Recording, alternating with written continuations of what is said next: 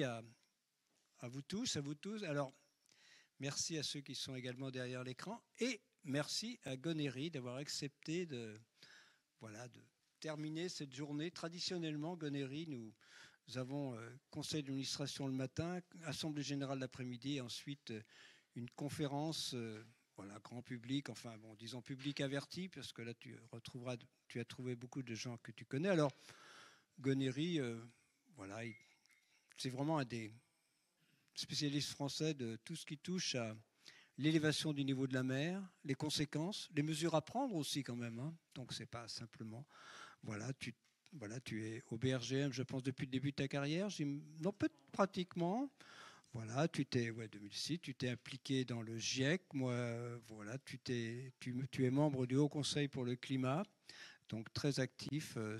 Et c'est vraiment ce dont tu nous as parlé est au cœur des conséquences du réchauffement climatique. Hein. Je dis souvent que c'est moi, ce qui me soucie dans le réchauffement climatique, c'est pas simplement le réchauffement, c'est l'élévation du niveau de la mer à long terme. Quand on parle de quelques mètres, et c'est quand même au cours des prochaines décennies que nous en décidons. Voilà, donc c'est un sujet extrêmement important. Je te remercie de l'aborder avec nous. Voilà, et je te donne la parole. Merci beaucoup, Gonéry. Merci Jean pour cette introduction, merci pour cette invitation.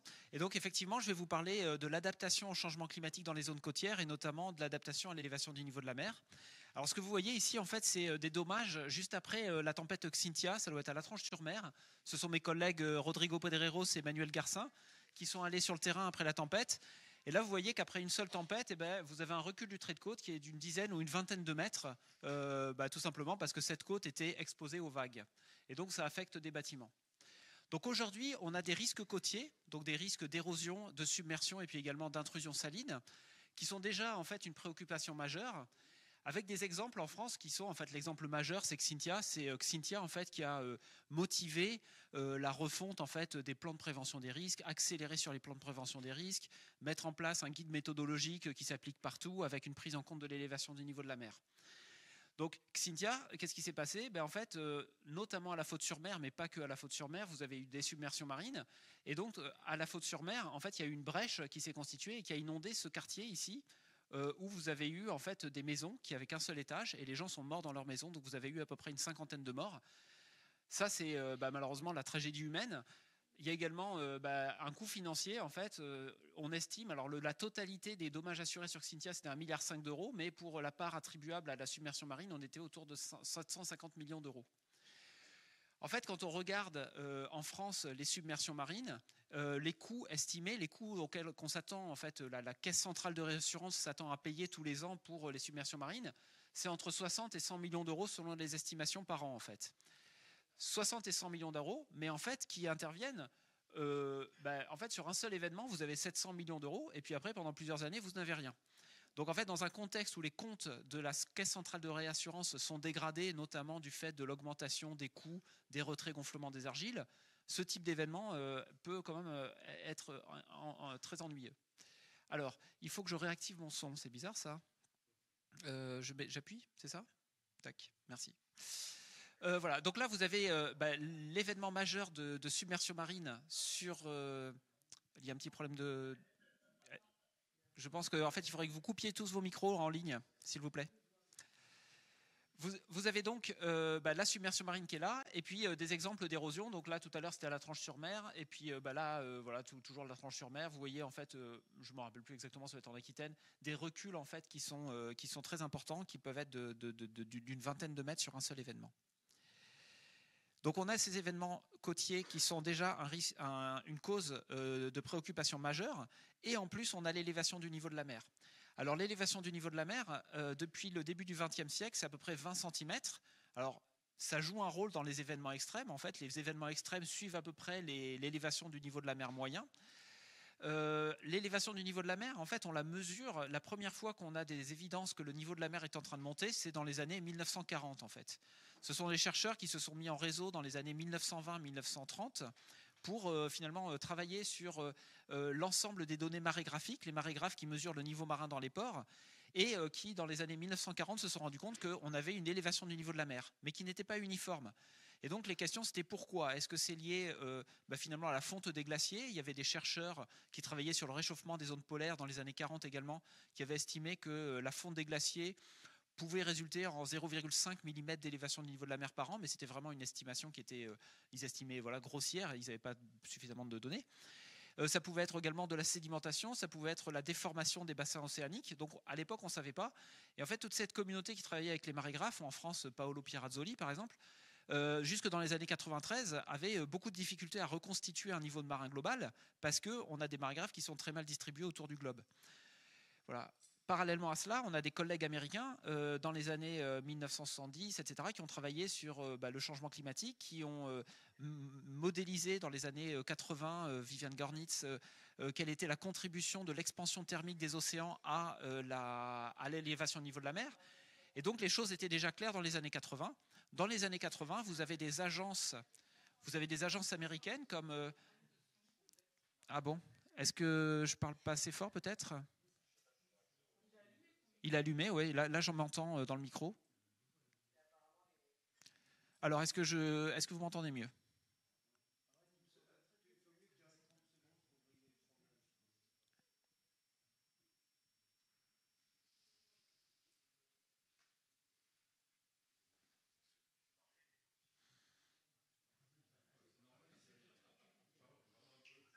Alors, je fais une petite essai là. Est-ce que vous m'entendez mieux?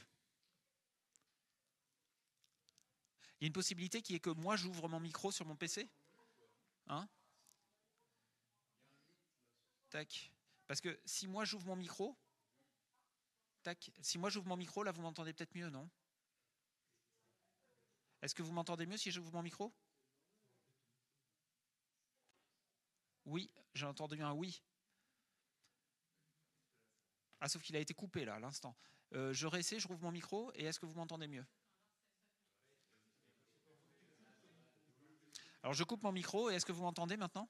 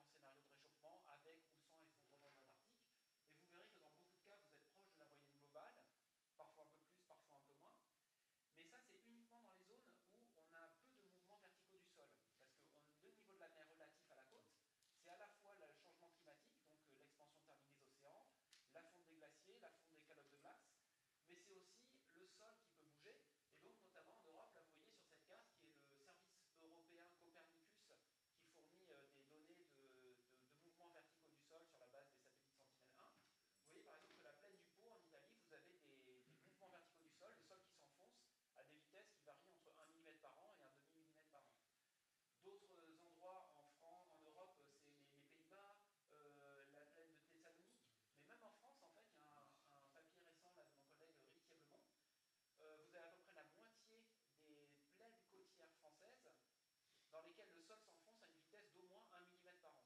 Ce qui veut dire qu'à la fin du siècle, on aura une vitesse de 10 cm. Donc on peut le prendre en compte. Que peut-on faire face à ces risques d'élévation du niveau de la mer? La première chose à faire, c'est limiter le développement dans les secteurs à risque. Donc ça, on peut le voir en fait à travers cette figure qui est du 7e rapport du GIEC. Ce que vous voyez là en gris, ce sont pour chaque continent le nombre de personnes qui sont exposées à une tempête centenale, c'est-à-dire qu'il y a une chance sur 100 de se produire chaque année. Donc en Europe, par exemple, vous avez à peu près 670 000 personnes qui aujourd'hui sont potentiellement exposées à une tempête centenale. Voilà, Xynthia, par exemple, on estime que sa période de retour c'était 200 ans. Et en fait, en 2040, si on n'a aucune réglementation, eh bien en fait, vous allez avoir des gens qui vont s'installer dans les zones côtières. Et puis d'autre part, le niveau de la mer va s'élever. Là, on a à peu près un demi-centimètre par an. Donc le niveau de la mer va s'élever, donc vous allez avoir des zones exposées au niveau de la mer qui sont plus importantes. Ce que vous voyez en orange foncé, ce sont les nombres de personnes supplémentaires qui seront exposées aux tempêtes centenales du fait de l'élévation du niveau de la mer. Et puis en orange clair, ce sont celles qui vont s'installer dans les zones côtières. Donc en Europe, vous voyez que le principal défi, c'est quand même le fait que les zones exposées au niveau marin vont augmenter, en fait. Voilà, donc vous avez plus de gens qui vont être concernés parce qu'ils étaient déjà là et ils deviennent dans des zones exposées du fait de l'élévation du niveau de la mer. Mais il y en a quand même quelques-uns qui pourraient s'installer dans les zones côtières, d'où l'importance d'une réglementation efficace. En Asie, vous voyez que le problème, il est massif. En fait, si on ne fait rien, on a à peu près 8 millions de personnes qui vont s'installer dans des méga-deltas qui, en fait, sont très exposés aux risques côtiers. Voilà. Et puis en Afrique également, c'est un problème massif. Donc, d'où l'importance d'éviter d'aggraver les choses en évitant de construire dans des zones côtières à risque. C'est ce que font les plans de prévention des risques littoraux en France. Alors maintenant, pour les zones qui sont déjà habitées, vous avez plusieurs options d'adaptation. Et celle qui a été la plus implémentée, la plus mise en œuvre en Europe, c'est la protection. Donc la protection, ça peut être par exemple des embranchements, là c'est en Guadeloupe, ça peut aller jusqu'à des barrières estuariennes. Là, vous en avez une dans le sud-ouest des Pays-Bas. C'est une barrière estuarienne qui aujourd'hui, si on la construisait, elle coûterait entre 5 et 10 milliards d'euros. Cette barrière se ferme lorsque le niveau d'eau est tellement important que vous avez un risque de submersion en fait, à l'intérieur de l'estuaire. Elle est conçue pour se fermer une fois par an. En fait, des collègues, David Lebart par exemple, au service météorologique des Pays-Bas, nous montrent que, en fait, rien que du fait de l'élévation du niveau de la mer, cette barrière devrait être fermée une dizaine de fois par an dès 2050. Elle n'est pas conçue pour ça, il faudra faire des travaux. On parle d'une infrastructure qui coûte quelques milliards d'euros. Donc c'est des enjeux importants. Alors, des questions qu'on peut se poser par rapport à ces infrastructures, c'est quand faire des opérations, parce que si on veut que la barrière soit opérationnelle en 2050 pour pouvoir se fermer 10 fois par an, il va falloir anticiper les travaux. Ça ne va pas se faire, il va falloir anticiper de probablement plusieurs années, voire plusieurs dizaines d'années. Les coûts de maintenance, les coûts de mise à niveau. Est-ce qu'on crée un effet verrou en mettant cette infrastructure, c'est-à-dire qu'on rassure les gens qui vont s'installer en arrière et qui vont s'installer finalement dans des zones qui malgré tout restent très basses et très proches du niveau de la marine. Une autre question, c'est la perte d'habitat et de biodiversité. Là, en Guadeloupe, ici, vous n'avez plus de plage, donc vous n'avez plus d'écosystème côtier. Le risque, en fait, c'est de faire l'adaptation au détriment des écosystèmes côtiers. On peut quand même noter que là, cette barrière, quand elle a été conçue, c'était dans le but, au départ, on imaginait un système extrêmement fermé. C'était en fait après la tempête de 1953 où il y avait eu 2000 morts en Pays-Bas. Le système, en fait, a été reconsidéré sous la pression des habitants et notamment des gens qui font de l'aquaculture. Il y a des huîtres, des moules dans l'estuaire. Pour que le système soit très ouvert. Donc ils ont complètement revu le design pour avoir un système très ouvert où on a des échanges d'eau, alors qu'au début ils imaginaient un système très fermé. Donc on peut faire de la protection en ayant en tête la protection des écosystèmes. Alors ce qu'on observe aujourd'hui sur l'adaptation, en fait on a un laboratoire vivant qui sont les villes d'Asie du Sud-Est qui sont en subsidence rapide. Donc vous savez qu'en Asie du Sud-Est, on a de nombreuses villes où on a des pompages d'eau souterraine qui font que le sol s'enfonce à plusieurs centimètres par an dans certains secteurs, voire même quelques dizaines de centimètres par an dans certains secteurs. Et donc l'élévation du niveau de la mer, elle correspond à ce que peut-être on aura à la fin du siècle, 1 centimètre par an, c'est tout à fait raisonnable avec 3 degrés de réchauffement climatique par exemple, en 2100. Et ça nous montre que font les gens spontanément quand il y a une élévation du niveau de la mer qui est très rapide. Et ce que montrent des collègues, là notamment, alors on ne voit pas très bien le bas, là, j'ai les références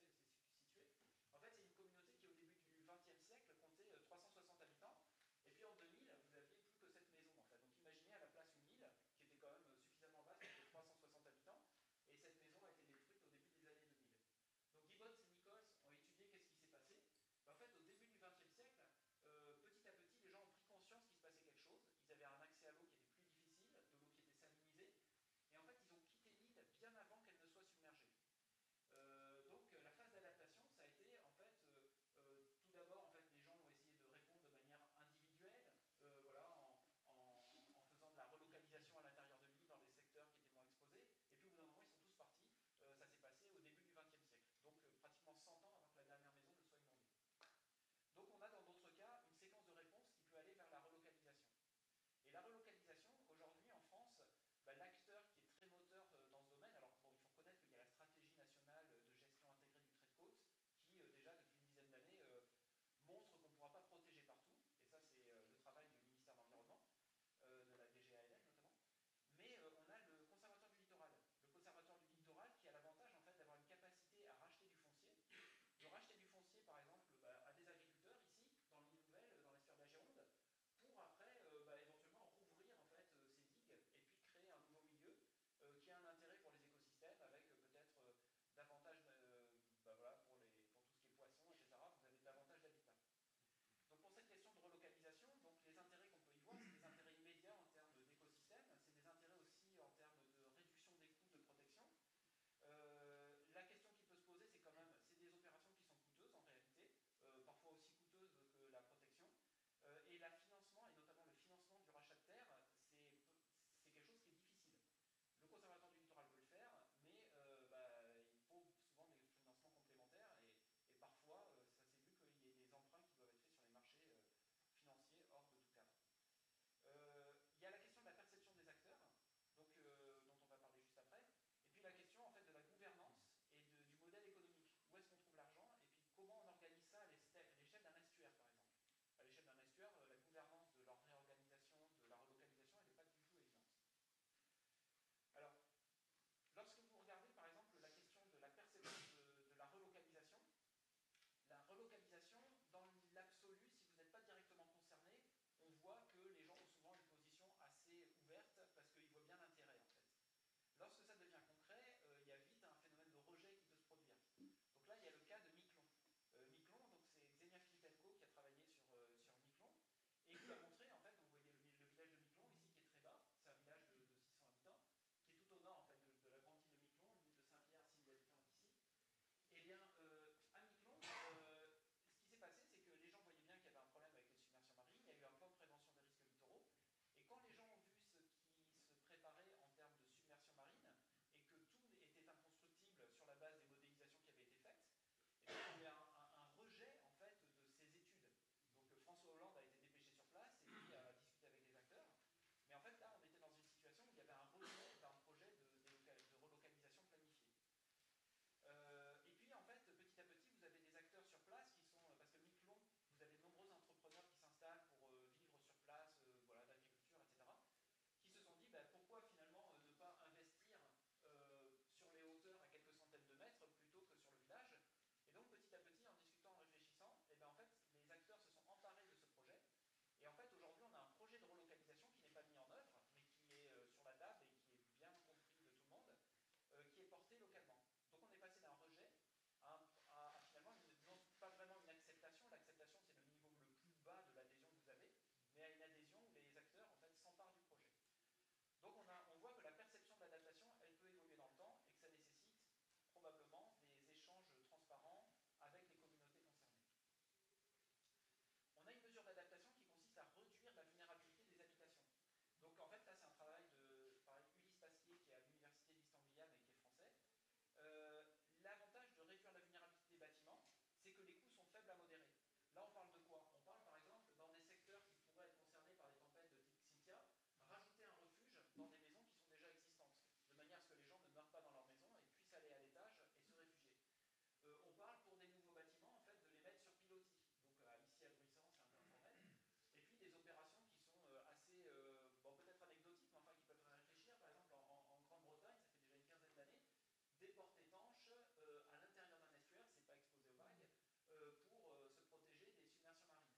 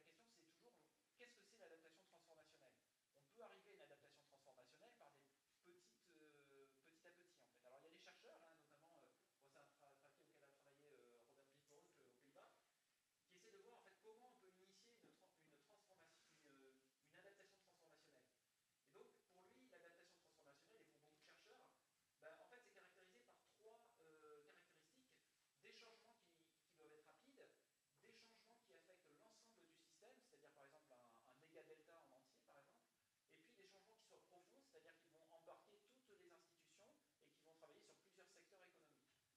La réalité, c'est que quand vous regardez les mesures d'adaptation qui sont aujourd'hui mises en œuvre ou envisagées, aucune ne met en œuvre ces trois dimensions de l'adaptation transformationnelle.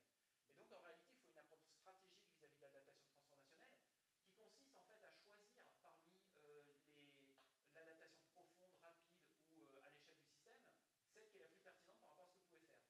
Donc, typiquement, on a parlé au début des barrières esturiennes. Ben, en fait, ça, c'est des grands projets de production côtière qui requièrent des très grands financements, typiquement au-dessus du milliard d'euros, qui nécessitent une opportunité économique, du temps, une planification minutieuse, et qui typiquement, les délais sont souvent excédés, les budgets aussi, enfin il y a des risques associés à ça, et puis vous pouvez avoir des contentieux, etc. Là, on est sur des grands projets. Ça peut être une manière d'enclencher de l'adaptation transformationnelle. Ça peut être des grands projets aussi de relocalisation. Vous avez complètement à l'opposé des petites victoires, donc des changements qui vont être vraiment très profonds, c'est-à-dire un changement radical par rapport à ce qu'on fait aujourd'hui, typiquement ce que fait le Conservatoire du littoral, qui va être relativement rapide, quelques années, on va dire, mais qui ne vont pas être à l'échelle d'un système entier, c'est-à-dire que par exemple dans l'estuaire de l'Orne en Basse-Normandie, ben, on va travailler sur les terrains du Conservatoire du littoral. Et donc ça, c'est des petites victoires avec un risque qui est l'échec de la transposition à une échelle plus vaste, donc par exemple typiquement à l'ensemble de l'estuaire de l'Orne. Vous avez un dernier mode qui est de changer les règles du jeu. Donc là, typiquement, ça va être la réglementation, une nouvelle réglementation pour les plans de prévention des risques qui va davantage prendre en compte l'élévation du niveau de la mer, etc. Donc là, en fait, l'hypothèse, c'est de faire des changements qui soient superficiels au début, donc pas trop contraignants, qui soient en fait un incrément par rapport à la réglementation précédente. Par exemple, la prise en compte du niveau de la mer de 60 cm dans les plans de prévention des risques en 2011, on peut considérer que c'est ça. Et en fait, l'hypothèse, c'est qu'au début, on va avoir des débuts modestes, mais ils vont être amplifiés au fur et à mesure parce que la réglementation va se durcir. Donc on va rehausser petit à petit les consignes. Le risque, c'est un échec de cette amplification. En fait, c'est qu'on finalement, on ne parvient jamais à amplifier ces mesures. Donc voilà, tout ça pour dire, l'adaptation transformationnelle, il faut être très conscient que c'est extrêmement complexe à mettre en œuvre, mais on peut avoir une approche stratégique pour choisir finalement comment l'engager, comment l'initier et puis comment l'amplifier. Et ce que dit le rapport du GIEC, c'est que vous avez des conditions qui sont plus ou moins favorables à cette adaptation côtière, qui sont est-ce que l'adaptation côtière est cohérente avec les projets de développement et les bailleurs socio-culturels localement? Est-ce que par exemple vous avez des projets de développement côtier qui sont complètement, qui impliquent beaucoup d'urbanisation et là donc on va avoir de la difficulté à organiser de la relocalisation? Et est-ce que vous avez un processus d'engagement inclusif des acteurs et des personnes exposées? Donc ce qu'on peut dire, c'est que moi, ce que je ressens par rapport au plan de prévention des risques côtiers en France, je suis peu impliqué, c'est qu'il y a des tensions qui résultent du fait que les gens sont informés relativement tardivement des études. Et donc ils arrivent, ils voient les études et ils cherchent si leur maison est exposée ou non. Et en fait, ils ne savent pas forcément pourquoi est-ce qu'on a fait une hypothèse d'élévation du niveau de la mer, alors qu'en réalité, on sait très bien que le niveau de la mer va monter. Il y a bien quelque chose dont on est certain, c'est de ça. Donc il y a peut-être un défaut de ce côté-là en France. Et puis il faut une gouvernance et des institutions capables d'anticiper et d'accompagner les transformations. Et ce type de gouvernance met des années, des dizaines d'années parfois à se mettre en œuvre. Et c'est bien illustré par la France, il y a du progrès, mais on voit bien qu'on n'est pas arrivé au bout de la mise en place d'une gouvernance qui est capable de gérer l'adaptation côtière. Alors on est dans un moment particulier, parce que d'un côté on a des plans d'adaptation et d'atténuation qui sont réels, même s'ils sont à renforcer. Donc par exemple le troisième plan d'adaptation au changement climatique, là j'ai l'image du deuxième plan, mais c'est le troisième qui vient de sortir. Il y a un avis du Haut Conseil pour le climat qui est très intéressant que je vous recommande de lire sur ce sujet. Et puis de l'autre, en fait, vous avez des menaces sur une expertise indépendante du pouvoir politique, avec des questions sur la place des constats scientifiques dans le débat public, avec nos collègues Sarah Coulet, qui était coordinatrice du chapitre Océan dans le rapport du groupe 2 du GIEC en 2022, qui a été licenciée, puis mise dans un placard, et on ne sait pas trop ce qu'elle va devenir. Et puis Kate Calvin, qui est la coprésidente du groupe 3 du GIEC, qui a été également licenciée avec son équipe en fait, de coordination. Donc la réalité, c'est que en fait, par rapport à une situation en fait, où on pourrait aller vers une adaptation transformationnelle bien ordonnée, on voit bien que ça risque de se passer de manière extrêmement différente et on doit considérer des cas où l'adaptation se fait dans des cas défavorables. Et donc, qu'est-ce que ça veut dire une adaptation défavorable? Ça veut dire qu'on va avoir des pertes et des dommages. Dans l'accord de Paris, vous avez les articles qui concernent l'atténuation, vous avez l'article 7 sur l'adaptation et l'article 8 sur les pertes et dommages. Et en Et en fait, les pertes et dommages, qu'est-ce que c'est? C'est juste de dire que malgré l'attention et l'adaptation, il va rester des risques résiduels. C'est bien illustré par l'immeuble du Signal que l'on voit en fait à Soulac. Alors, je précise que ce n'est pas directement lié à l'élévation au niveau de la mer, c'est vraiment lié en fait à un régime de vagues qui fait que les sédiments en fait s'en vont de ce secteur. Et voilà, en 40 ans, vous avez eu un recul du trait de côte de plus de 200 mètres. Et donc, après les tempêtes de 2013-2014, sur une dune de sable qui était pratiquement falaisifiée en fait. Donc il a fallu l'évacuer, il a fallu trouver des mécanismes d'indemnisation. Et donc là, on est vraiment dans des pertes et dommages. C'est typiquement, ça ressemble à ce que seront les pertes et dommages avec le réchauffement. Et donc une adaptation insuffisante, et aujourd'hui on voit bien que l'adaptation, les plans sont insuffisants et les plans ne sont pas mis en œuvre de manière complète, bah, ce sera tout simplement davantage de pertes et de dommages. Donc vous voyez dans cette figure illustrative du GIEC, l'adaptation ça va être de réduire l'exposition, réduire la vulnérabilité, et puis vous allez avoir des risques résiduels qui vont être soit compensés par exemple par des assurances, par des fonds de compensation, c'est le risk finance là, que vous voyez là, soit directement subis par les personnes en fait. Donc ça c'est des risques qui sont retenus par les personnes et qui seront d'autant plus importants que vous allez avoir peu d'investissement dans l'adaptation. Donc il y a vraiment un sujet qui est de dire, ben, on parle d'adaptation, et après il y a des implications pour les risques et dommages résiduels qui vont rester après adaptation. Et comment on fait? Est-ce qu'on travaille avec de l'assurance, avec des fonds de compensation? Quel niveau de risque on accepte de résiduel? Et puis qu'est-ce qui est retenu par les individus et par des mécanismes de compensation et d'assurance? Voilà. Et évidemment, le risque qui est lié à avoir beaucoup de risques résiduels, c'est que vous allez avoir beaucoup de contentieux et de conflits sociaux. Alors aujourd'hui, donc je prends encore 5 petites minutes là, ça va aller. On a une fonte rapide. Je mentionnais là par rapport aux courbes du GIEC, on sait qu'on ne peut pas exclure une fonte rapide de l'Antarctique, parce qu'en fait l'Antarctique, là ce que vous voyez, c'est la topographie sous-marine, la topographie sous la calotte de glace au Groenland et en Antarctique. Vous voyez qu'au Groenland, la calotte est essentiellement au-dessus du niveau de la mer, mais en Antarctique, elle est en contact direct avec l'océan. Et au point de contact entre finalement l'océan et la calotte de glace, vous avez une fonte qui se produit parce qu'on a des intrusions d'eau légèrement plus chaudes qui viennent du courant circumpolaire voilà, océanique. Je pense qu'il y a plein d'experts dans la salle qui connaissent ça mieux que moi. Et qui font qu'on a un recul qu'on observe déjà aujourd'hui de cette ligne d'échouage des calottes. Et qu'est-ce qui pourrait se passer? À un moment, vous allez avoir davantage de fonte en surface en Antarctique. Aujourd'hui, il y en a très peu. À un moment, il y en aura plus.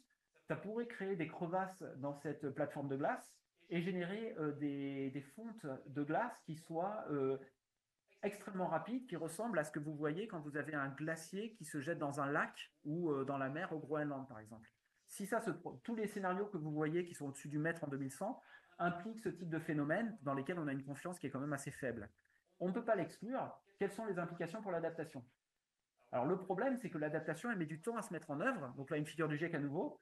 Et vous voyez qu'il y a certaines méthodes qui peuvent éventuellement être mises en œuvre rapidement, certaines méthodes pour l'adaptation basée sur les écosystèmes, ou des rechargements en sable, ou faire des maisons qui soient surélevées. Mais il y en a beaucoup qui prennent du temps. Et par exemple, des barrières estuariennes, à Venise, on a la barrière Mose, il a fallu pratiquement 60 ans entre la prise de conscience et la mise en œuvre. Donc évidemment, tout est très variable. Hein. Là, on parle de 40-50 ans pour organiser la relocalisation, pour faire des protections estuariennes. Ça peut varier selon le contexte local, mais empiriquement, on voit bien que ça peut prendre 40-60 ans. Donc le risque, c'est d'être pris de vitesse en fait. C'est d'être pris de vitesse par l'élévation du niveau de la mer si on a un effondrement de l'Antarctique. Alors, comment faire pour l'anticiper? Ce que font nos collègues, par exemple anglais et puis néerlandais, là c'est la barrière estuarienne de la Tamise, c'est qu'en fait, ils essaient d'envisager quelles seront les mesures qui seront mises en œuvre pour la barrière de la Tamise au fur et à mesure que le niveau de la mer va s'élever. Aujourd'hui, on a un système qui fonctionne. À 50 cm d'élévation du niveau de la mer, il y aura certaines défenses qu'il faudra rehausser. Au bout d'un moment, à 1 mètre, vous allez devoir augmenter le stockage d'eau en amont dans la Tamise pour éviter la submersion de l'ombre par la rivière, en fait, parce que la barrière sera fermée trop longtemps. Et puis, au bout d'un moment, vous aurez besoin de créer une nouvelle barrière, beaucoup plus en aval dans l'estuaire, parce que beaucoup d'autres secteurs seront exposés à l'inondation. Sur ce type de travail, en fait, ça implique aucun travail, travaux de public work, nouvelle réalisation d'ingénierie tout de suite. Mais par contre, en fait, c'est extrêmement intéressant pour décider à partir de quel moment vous allez commencer à devoir racheter des terrains, par exemple, pour faire du stockage d'eau en amont ou dans la Tamise. Donc, ne pas être pris par le temps. Ce type de travail, les chemins d'adaptation, je pense qu'en France, ils sont peu mis en œuvre. Et je pense qu'il y a vraiment un intérêt à s'en emparer. Voilà. Donc l'adaptation pourrait être prise de vitesse. Et puis en fait, ce qu'il faut voir, c'est que si on est dans un cas d'effondrement de l'Antarctique, on ne sera plus dans l'adaptation qui est une opportunité pour mieux gérer les écosystèmes.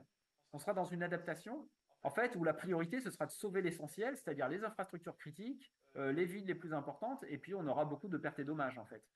Donc il faut aussi arriver à se dire que si on a cet effondrement de l'Antarctique, c'est sans doute qu'on a un réchauffement très important et qu'on aura en fait de très grandes difficultés à s'adapter en limitant les pertes et les dommages. Il y aura beaucoup de limites à l'adaptation qui seront atteintes. Les collègues hollandais travaillent sur des signaux précoces pour identifier le point de bascule. Pour eux, en fait, le signal précoce, ce sera le moment où on commence à voir de la fonte en surface sur les plateformes de glace en aval des grandes calottes de l'Antarctique, donc notamment les glaciers de Thwaite et puis de Pine Island.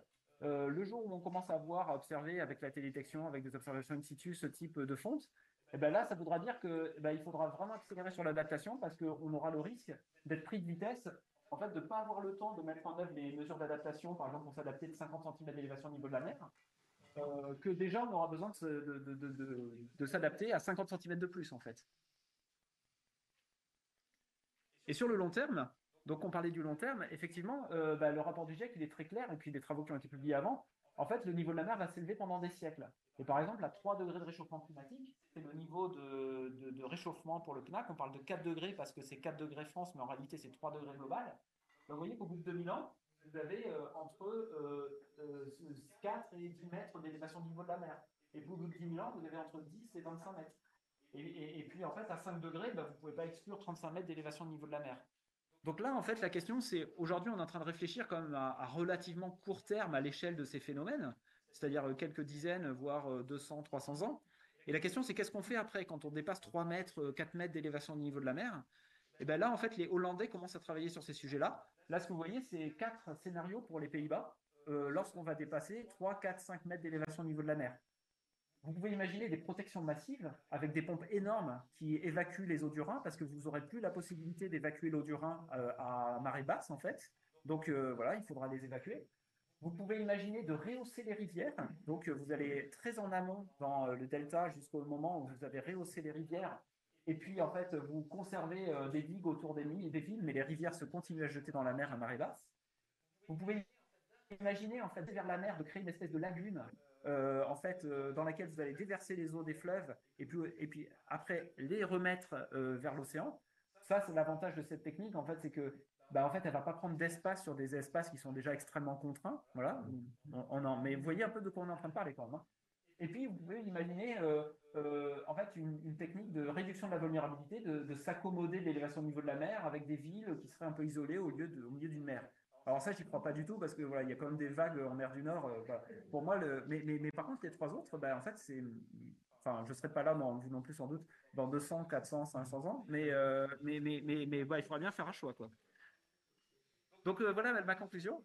En fait, l'avenir des zones côtières, il dépend d'actions immédiates. Il dépend de l'atténuation pour atténuer le réchauffement climatique, faire en sorte que le niveau de la mer soit suffisamment, ne s'accélère pas trop pour donner du temps à l'adaptation. Ça, c'est vraiment la première urgence. La deuxième, c'est l'adaptation. Donc l'adaptation aux conséquences inévitables de l'élévation du niveau de la mer. Et puis, en fait, la meilleure chose qu'on puisse faire, c'est de développer une vision intégrée pour les zones côtières et de voir cette adaptation à l'élévation du niveau de la mer comme une opportunité de mieux gérer les zones côtières. Voilà. Alors, ça, c'est le scénario idéal. Mais en fait, pour aller vers ce scénario idéal, il va vraiment falloir se ressaisir sur l'ambition climatique, atténuation, adaptation. On voit bien qu'aujourd'hui, elle est en très grande difficulté. Ça reste possible de se ressaisir. Et pour cela, en fait, il y a un livre que j'ai lu là récemment qui est extrêmement intéressant, qui s'intéresse en fait à toutes les stratégies d'obstruction aux politiques climatiques en Europe. Et ce livre, en fait, il montre bien qu'il y a des acteurs qui réussissent de manière extrêmement efficace à faire obstruction aux politiques climatiques. À un moment, si on veut se ressaisir sur l'ambition, il va falloir s'intéresser à ce qui est raconté dans ce livre par nos collègues sociologues. Je vous remercie de votre attention.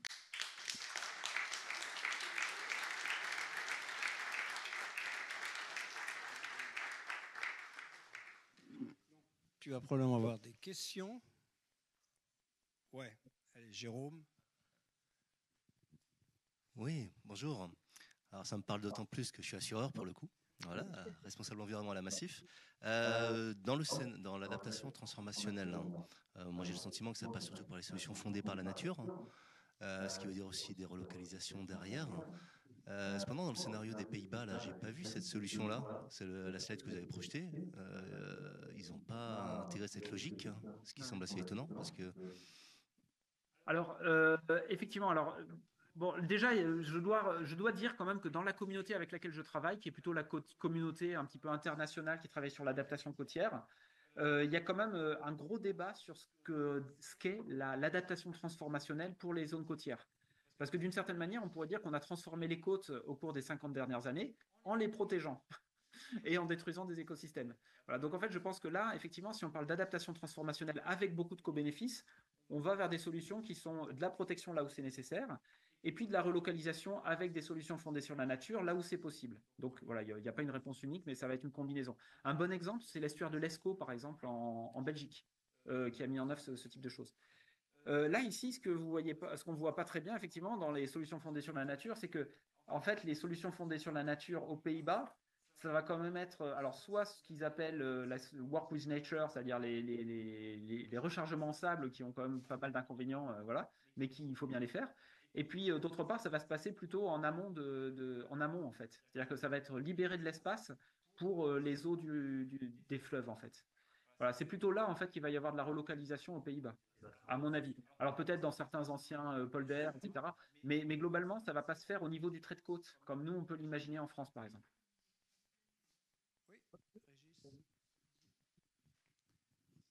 Merci pour cette conférence.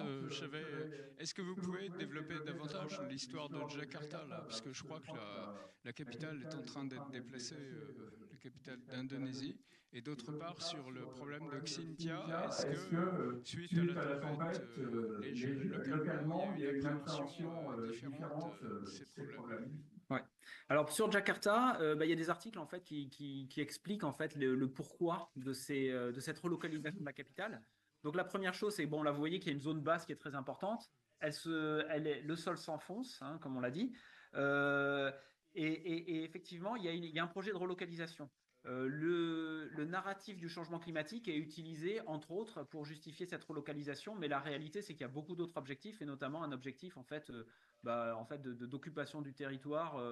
En fait, il y a beaucoup de monde à Java et donc le gouvernement indonésien veut montrer qu'il est à Bornéo également en fait. Hein. Donc il n'y a pas que des objectifs qui sont liés au climat dans cette relocalisation. Voilà. Je pense que c'était peut-être ça la question sur Jakarta. Il faut voir qu'il y a des zones beaucoup plus élevées à Jakarta également en fait. Hein. C'est-à-dire que vous n'avez pas que des zones côtières. Hein. Sur Xintia, en fait, ça fait déjà 15 ans en fait qu'il y a eu Xintia. Et Xintia, en fait, on l'a un petit peu oublié. Et alors là, je ne vais pas parler d'une étude en particulier parce que j'en ai pas en tête. Mais moi, mon sentiment personnel, c'est que d'une part, juste après Xintia, on a quand même très vite eu l'idée de faire en fait, un plan digue, voilà, qui finalement, il y a eu quand même beaucoup de travaux qui ont été faits, avec parfois c'était complètement évident qu'il fallait les faire à La Rochelle, etc. Mais dans d'autres cas, il y a peut-être eu en fait des endroits où on aurait pu effectivement envisager des mesures plus de réduction de vulnérabilité, solutions fondées sur la nature, relocalisation, etc. Ça, c'est mon avis personnel. Voilà, il y a eu une demande de protection après Xintia. On comprend en fait, il y a des gens qui sont morts dans leur maison. Quoi. Voilà, donc il y a eu une demande de protection. Et en fait, il y a eu des demandes en fait de beaucoup d'élus de protéger quoi. Voilà, et de beaucoup d'habitants. Maintenant, sur Xintia, en fait, ce qu'on voit aujourd'hui, c'est que la mise en œuvre des plans de prévention des risques, on est à nouveau en train de ramer, j'ai l'impression. Enfin, ça, c'est mon sentiment personnel aussi. Mais enfin, par exemple, la thèse de Céline Perrerin au CRMA, elle montre bien que les plans de prévention des risques littoraux, c'est complexe à mettre en œuvre, en fait. Hein. Et, et, et en fait, on voit que ce que montrent Céline Perrerin et Catherine Murferec, c'est que en fait, en France, au lieu d'adopter une vision stratégique pour essayer de dire où est-ce qu'on va? Est-ce qu'on va vers de la relocalisation? Est-ce qu'on va vers de la protection? Et puis, qu'est-ce qu'on met en œuvre entre deux?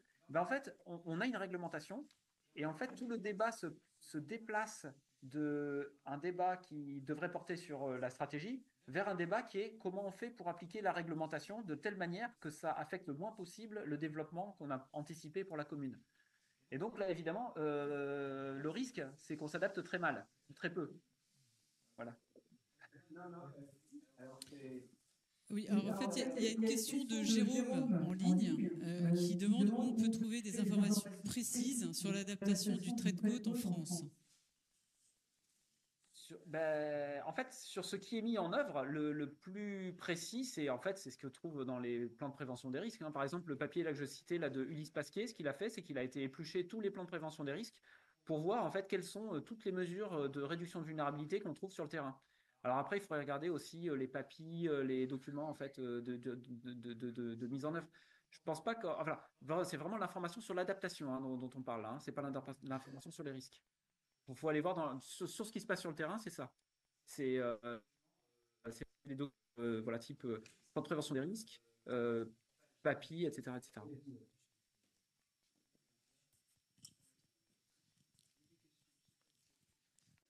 Oui. De ce que j'ai compris, le GIEC ne fait pas de préconisation, ne prend pas. Voilà. Mais pourtant, moi, je me suis quand même pas mal plongée dans les rapports du GIEC et de temps en temps, j'ai l'impression que les auteurs se lâchent. J'ai pu lire, moi, notamment sur les digues, à mesure que l'élévation du niveau de la mer progresse, seul l'évitement et la relocalisation élimineront les risques côtiers. Confiance élevée, les autres mesures ne font que retarder les impacts pendant un certain temps. Donc, est-ce qu'il n'y a quand même pas, de la part des auteurs du GIEC, dont tu fais partie, quand même une tendance à dire que la digue, et d'ailleurs ces digues et quelques digues plus haut, est une maladaptation quand même assez fréquente. Ouais. Alors effectivement là, tu fais référence à la cross chapter box sur le niveau de la mer qui est intégrée au chapitre 3 du rapport du groupe 2. Et la raison pour laquelle je le sais, c'est parce qu'en fait j'en suis le premier auteur. mais donc je me rappelle très bien ce qu'on a, en fait, pourquoi on en est arrivé là. C'est pas arrivé tout de suite en fait. C'est arrivé après en fait de très très longues discussions. Et en fait, un papier qui nous a marqué, nous, c'est le papier de Peter Clark là sur en fait les conséquences des prochaines dizaines d'années d'émissions de gaz à effet de serre pour le niveau de la mer pendant les prochains millénaires en fait. Exactement. Et donc, en fait, ce que dit ce papier, c'est que tôt ou tard, on aura 20 mètres d'élévation du niveau de la mer à force Alors aujourd'hui, là, vous voyez le rapport du GIEC, c'est un peu moins là dans les projections à 10 000 ans, mais en fait, c'était ça qu'on avait sous la main. Et effectivement, à 20 mètres d'élévation au niveau de la mer, ce papier il met bien en évidence que là, même des grandes villes, vous n'avez pas tellement le choix. En fait, vous allez devoir relocaliser, quoi. C'est pas une recommandation. On peut laisser la ville sous l'eau. Donc, c'est pas une recommandation. Moi, non, mais je maintiens. Non, c'est pas une recommandation. C'est si vous faites ça, voilà ce qui se passe. Si vous ne faites pas, voilà ce qui se passe. Moi, je me suis impliqué 20 ans dans le GIEC. C'est pas des recommandations. Même celle-là n'est pas une recommandation. C'est un constat très clair scientifiquement. C'est très important pour moi, oui. C'est la conséquence des décisions. Et très clairement, en fait, il n'y a aucune. Moi, j'ai aucun souvenir d'aucune formulation prescriptive qui soit passée dans le rapport du GIEC. Voilà. Pour la question des digues et de la maladaptation, là aussi, en fait, ce qu'il faut bien voir, c'est que dans le rapport du groupe 2 du GIEC, il y a la question de dire que l'adaptation, en fait, devient de la maladaptation quand, par exemple, vous avez en fait des transferts de risques vers, par exemple, des personnes défavorisées, vers les écosystèmes, etc.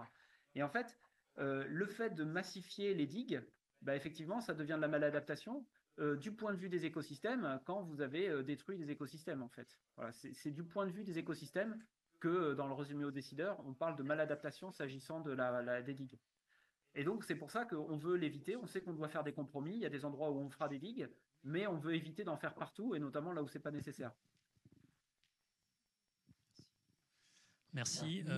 Donc là, vous avez beaucoup parlé en fait de bâtis et de zones urbanisées. Moi, je voudrais aborder le point des terres agricoles, donc salinisation et des terres et aussi des nappes phréatiques. Est-ce que c'est les mêmes problématiques d'adaptation Est-ce que vous pouvez dire là-dessus? Bon, je dois être honnête, je suis un peu moins expert sur ce sujet. Et en fait, oui, en fait, par exemple, après Xynthia, vous avez eu des champs qui ont été inondés, salinisés, avec des pertes d'exploitation agricole. Il y a ce genre de problème. Alors, en fait, je dirais qu'en France, il y a eu des études qui ont été faites dans le cadre des projets Explore. Parce que ce qui se passe, c'est que vous n'avez pas que l'élévation du niveau de la mer. Vous avez l'élévation du niveau de la mer, mais vous avez aussi, en fait, l'utilisation des eaux souterraines qui va faire que vous allez avoir, si vous avez beaucoup d'utilisation d'eau souterraine, vous allez avoir en fait le biseau salé qui va progresser à l'intérieur des terres. Ça va dépendre du contexte géologique. Il y a des endroits où la connexion entre la mer et la terre, elle se fait à des profondeurs très importantes sous le niveau de la mer. C'est le cas par exemple dans certains secteurs dans la zone méditerranéenne. Mais par exemple, c'est vrai que une zone comme toutes les Charentes-Maritimes, là, en fait, on s'attend à ce qu'il va y avoir beaucoup d'évapotranspiration du fait du changement climatique. On va avoir des niveaux de la nappe qui vont beaucoup baisser. Du coup, on va avoir des intrusions salines qui vont être beaucoup plus fortes. Puis vous avez aussi les intrusions salines dans les fleuves avec les alertes qui ont eu lieu dans la Seine et dans la Loire sur les prises d'eau, en fait, soit industrielles, soit pour l'eau potable, où on avait en fait l'eau salée qui commençait à se rapprocher dangereusement de ces eaux pendant les épisodes de sécheresse. Donc je pense que pour cette question d'eau, en fait, la question c'est oui, c'est un vrai risque. En France, c'est quand même plus localisé que dans des pays comme le Maroc, etc., ou l'Espagne, mais il y a quand même des risques. Et en fait, il y a sur ces risques, on a je suis en train de perdre le fil de mon pensée, je suis désolé. Mais oui, en fait, on a vraiment besoin en fait de prendre en compte pas seulement l'élévation du niveau de la mer, mais aussi les questions de sécheresse et puis les questions de gestion de l'eau en fait. Oui, il y a Laurent Laberry qui a une question. Alors, Morgane, lisez-la. Oui.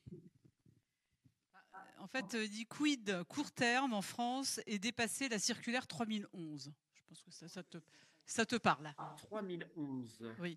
Alors Laurent, peut-être vous pouvez préciser votre question parce qu'a priori. Non, j'ai compris. Ça y est. Ah, voilà. Voilà. Alors, Laurent fait allusion en fait au scénario de niveau marin qui est utilisé dans le cadre de la prévention des risques en France.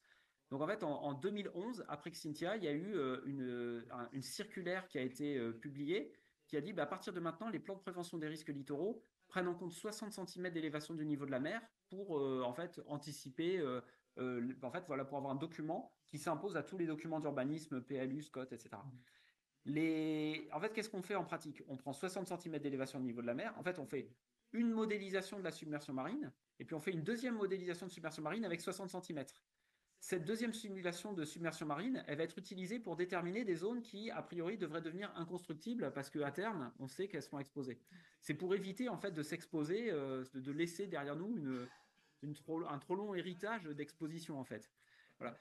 Donc la question que pose Laurent, c'est comment en fait le ministère de l'Environnement va mettre à jour cette circulaire, cette consigne de 60 cm d'élévation du niveau de la mer, sachant qu'à l'époque, elle était pensée comme un scénario pessimiste. Elle était pensée pour 2100, que en fait les plans de prévention des risques c'est à 100 ans, donc aujourd'hui on est en 2025, donc on devrait penser à 2125, donc il y a 25 cm de plus au minimum. Et puis sachant que aujourd'hui on parle de s'adapter à 3 degrés de réchauffement global. Donc il y a plein de solutions possibles parce que vous avez plein d'incertitudes dans les projections d'innovation au niveau de la mer. Mais c'est sûr que si on souhaite maintenir les niveaux de sécurité, disons, qui avaient été envisagés au début des années 2010, en fait, on va aller vers quelque chose qui serait autour de 80 cm en 2100 et puis 1,10 m en 2125. Voilà. Et je précise que je dis cela grâce à l'article L411-3 du Code de la recherche qui m'autorise à m'exprimer sur mon sujet d'expertise. Dans le rapport du GIEC, il est aussi mentionné que l'adaptation sera efficace si c'est le résultat d'une co-construction qui réconcilie des valeurs, des visions du monde, des intérêts. Tu as cité en filigrane le projet Room for the River aux Pays-Bas, qui mêlait effectivement à plusieurs endroits. C'était des séries d'itérations d'ateliers avec des experts, des populations et des décideurs. À l'inverse, en fait, en France, manifestement, les populations découvrent leur place, la place de leur maison dans les stratégies. Ce projet Room for the River, il a été très souvent cité comme exemple. À ma connaissance, il n'a pas été reproduit ailleurs. Est-ce que toi, tu aurais un exemple à l'inverse de duplication ou de co-construction similaire à cette échelle-là dans d'autres territoires? Le monde. Ouais. Vous pouvez repréciser ce projet? D'accord. C'est un projet qui s'appelle. Tu le connais sans doute mieux que moi. D'accord. Qui s'appelle. C'est pas le projet Sigma en fait, hein, c'est autre chose. Non. Donc tu as cité faire de la place pour les rivières, donc Room for the River, avec une série d'ateliers tout le long du Rhin, aux Pays-Bas, qui mêlaient les populations, des experts et des décideurs politiques, afin de co-construire les solutions d'adaptation, qui pouvaient être effectivement du dur, ou des solutions fondées sur la nature, ou de laisser la place aux rivières dans le sens d'une reconfiguration du territoire avec du déplacement d'activités, pour, par exemple, laisser la place à des zones récréatives en temps normal et qui peuvent être inondables, qui peuvent être inondées sans danger et sans mise en cause du modèle économique. En fait, pour moi, l'acteur qui est en train d'agir de manière la plus innovante et la plus importante en France pour l'adaptation côtière, telle que nous, on pense qu'elle est efficace, faisable et avec beaucoup de co-bénéfices, c'est le Conservatoire du littoral, en fait, avec d'autres instituts, comme par exemple la Tour du Valat en Camargue, etc. etc. Et en fait, il y a des oppositions aussi. Il y a des oppositions aussi, naturellement. Et donc, oui, il faut se préparer au fait que... Voilà. Mais quand même, le Conservatoire du littoral, en fait, il fait un effort extrêmement important pour justement aller rencontrer des opposants à ces projets. Et ça, je pense que c'est exactement ce qu'il faut faire. Alors, ça reste pour moi encore des... Alors, c'est peut-être plus tout à fait des petites victoires, mais c'est quand même des petites victoires en cours d'amplification. Voilà. Mais le Conservatoire du littoral est quand même en train de faire quelque chose sur une multiplicité de sites, en fait, le projet Adapto Plus, qui est, à mon avis, largement de ce niveau-là, quoi. Voilà.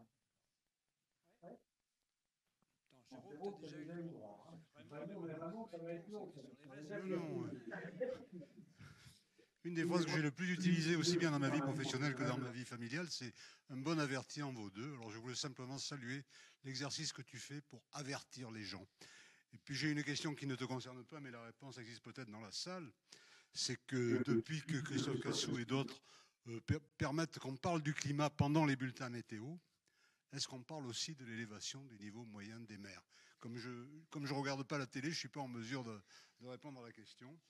Et enfin, comme Jean l'avait redouté, j'ai aussi une question technique. Tu donnes des valeurs numériques, et dans le dilemme entre valeur moyenne et valeur extrême, comment tu te débrouilles?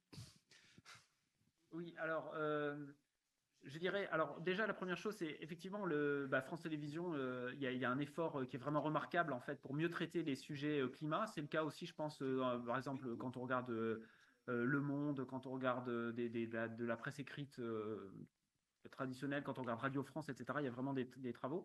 Et effectivement, il y a eu des questions au journal Météo Climat sur le niveau de la mer. Il y a notamment Angélique Mellet, là, qui est à Toulouse, à Mercator Océan, qui répond à ce type de questions, et puis moi de temps en temps.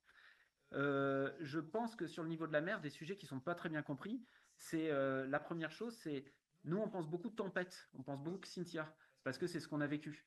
Aux États-Unis, ils voient en fait ces submersions marines à marée haute par période de temps calme, qui ne sont pas des catastrophes, mais qui quand même perturbent les ports, parce que c'est de l'eau salée, parce que ça dégrade le béton, parce que ça rend des zones indisponibles, etc.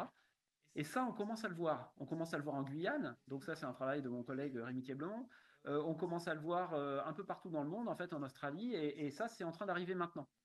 Donc ça, on ne l'a pas beaucoup anticipé. La deuxième chose qu'on n'a pas beaucoup anticipé, c'est que le niveau de la mer, il va monter pendant des siècles. Et qu'on a vraiment besoin, en fait, de réfléchir à une stratégie d'adaptation, en fait, qui ne soit pas juste une adaptation à un nouvel état qui sera stable, mais à un état qui va être en évolution permanente. Ça, je pense que ce n'est pas bien compris. Et qu'il y a besoin de travailler là-dessus. Alors maintenant, sur les niveaux extrêmes, donc j'en ai peu parlé, mais effectivement, je pense qu'en France, on a vraiment une expertise qui s'est bien développée sur la question des niveaux extrêmes. Il y a, par exemple, en fait, il y a toutes les techniques en fait, pour évaluer les niveaux extrêmes, les méthodes bivariées, vagues, surcote, les méthodes trivariées avec l'aspect des rivières. Après, vous avez la modélisation des niveaux marins. Il y a un code qui est en développement, là c'est un consortium d'universités avec EPOC, l'INRIA, le BRGM, etc. C'est un code qui s'appelle WINA, qui est probablement en fait le prochain code qui va être le plus utilisé pour au moins en France sur les questions de submersion marine, qui a l'avantage d'être conçu avec des mathématiciens et qui donc en fait va permettre d'avoir des calculs beaucoup plus rapides. Donc, en fait, sur cette question des niveaux extrêmes, il y a eu quand même énormément de travaux qui ont été faits. Bon, il y a des questions qui se posent quand même sur quel est l'impact du changement climatique sur ces événements extrêmes. Aujourd'hui, les projections, elles ont tendance à dire que, voilà, supposons qu'il n'y ait pas d'élévation du niveau de la mer, ben en fait, en France métropolitaine, les tempêtes pourraient légèrement baisser. C'est ce que nous dit, par exemple, les modélisations qui sont faites par la Caisse centrale de réassurance. Voilà, pour moi, ça c'est très incertain. En fait, on ne sait pas. En fait, ce qu'on sait, c'est que le niveau de la mer va monter et on a un régime de tempête qui pourrait peu évoluer avec le réchauffement climatique et qui en fait fera que vous pouvez superposer une tempête qui a des caractéristiques actuelles en termes de vent, vagues sur côte avec l'élévation au niveau de la mer. Puis après modéliser ça en zone côtière parce que donc très localement vous avez plein de processus qui font que le niveau marin extrême il est très différent, notamment la déferlement des vagues. En fait, vous arrivez sur la plage, les vagues déferlent. Et là, du coup, vous avez une surélévation du niveau marin qui peut atteindre 50 cm localement, alors que dans le port juste à côté, vous n'avez pas ces 50 cm. Oui, je voulais répondre à Raymond que le Media Climate Workshop de Nice traitera précisément de la communication par les journalistes et les présentateurs TV des événements océans, dont les extrêmes. Oui, du 6 au 8 juin. Et c'est précisément dédié à cette communauté pour qu'ils puissent apprendre à communiquer sur des choses qui ne sont pas dans leur zone de confort nécessairement, donc aller plus loin qu'une personne que vous avez citée. Et il y a un papier du CNRM et de Mercator Océan qui est sorti récemment sur les projections climatiques de Alizé Chéniaud et quelques autres, qui donne un peu l'idée sur l'Europe sur la base de la modélisation numérique. Jérôme, tu as relevé le bras, ouais, ou la main. Ouais. C'était peut-être pour une note positive. Du coup, effectivement, sur Xynthia, il y a eu pas mal de Finistère qui a été touché par la tempête. Il y a une expérimentation qui va être lancée à Concarneau, justement, qui a été pas mal touchée. Et c'est le fonds d'intérêt Explore, je ne sais pas si tu connais. Donc eux, ils vont lancer une expérimentation assez sympa. L'idée, c'est de faire évoluer le plan de prévention local territorial sur le risque de submersion, d'inondation, et aussi le plan communal de sauvegarde. Et l'idée, c'est qu'ils vont mettre en relation tous les collectifs privés et acteurs publics localement, pour déjà avoir une stratégie d'aménagement local, une vraie stratégie et pas du one-shot ou une simple réaction. Et aussi après organiser une réserve citoyenne avec tout un plan d'urgence après subvenance, d'adaptation de la population lorsque l'événement a eu lieu, quoi, pour le coup. Voilà, et l'idée après c'est que si ça marche là, de le démultiplier un peu le long du littoral sur toutes les zones à risque, quoi. Donc on va voir ce que ça donne, mais on soutient l'expérimentation, là, va être lancée, quoi. Ce que je peux dire à ce sujet, c'est en fait, il y a eu une étude qui a été faite par Alexandre Magnan, qui travaille sur l'adaptation, là que vous voyez ici. En fait, cette étude, elle essaie de faire un bilan sur... voilà, elle prend 60 cas d'études d'adaptation côtière. Vous avez des zones qui sont des zones côtières rurales, donc c'est les losanges et les triangles. D'autres qui sont urbaines, c'est les ronds et les carrés. Et puis, en fait, vous avez des projets d'adaptation qui finalement réduisent vraiment les risques, c'est ceux qui sont en bleu, et d'autres qui finalement ne réussissent pas à réduire les risques, c'est ceux qui sont plutôt en rouge. Et effectivement, ce qu'ils observent dans cette étude, c'est qu'en réalité, notamment dans les pays, disons, on va dire développés, en fait, vous avez finalement peu d'actions qui sont portées localement, voilà. Donc ce type d'action, c'est remarquable parce que ça correspond exactement à des choses qui manquent et qui sont identifiées comme efficaces pour en fait avancer plus rapidement sur l'adaptation côtière, en fait interagir avec les jeux. Ouais, ils vont tester ça et on va voir si ça marche, quoi. Mais bon.